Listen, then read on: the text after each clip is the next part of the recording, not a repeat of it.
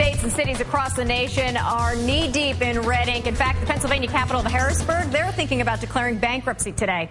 Take a look at the running state tally from the USDebtClock.org. The combined state debt, $1.1 trillion. States, they are scrambling to find ways to fill their ballooning budget gaps.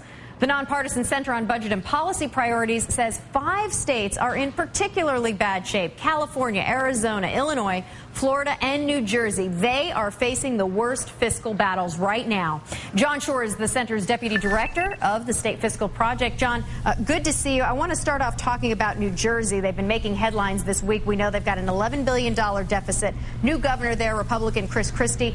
Big school budget cuts on the line right now. What do they need to do in Jersey to fix this?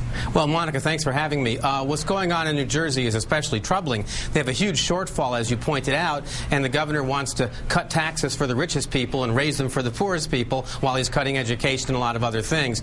New Jersey needs to do what a lot of other states have done, which is take a balanced approach that includes revenues. If you try to solve this problem only by cutting spending, you're going to hurt the economy of your state, you're going to cost jobs, and you won't make the investments in the future that'll help you take advantage of prosperity when it returns. And let's talk about Florida and Arizona, because together they are in similar sinking boats, and of course there are other states facing these problems too, recovering from that housing collapse. Yeah, well, Florida is actually losing population for the first time in decades. The state has no income tax, so it relies only on sales taxes, and when housing and construction and tourism tank, you're in big trouble. Arizona, pretty similar. That's the state that wanted to sell the state capital. I guess they got no takers. There's a vote before the public on passing a sales tax increase, which would help, but now the state could be shooting itself in the foot by passing an immigration law that's already leading to an economic boycott. And John, as you know, in Illinois, they're facing double-digit unemployment, a nearly $3 billion budget gap there.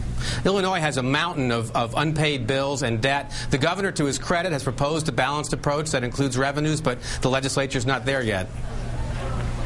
Yeah, and I was going to say, you know, California, of course, we don't need to expand much on that. California has been making headlines for their budget problems for some time, but there you see the projected deficit. Wow, $20 billion. John Schor with the Center of the State Fiscal Center on Budget and Policy Priorities. Sorry, it's a mouthful for me. John, great to have you. Thank you.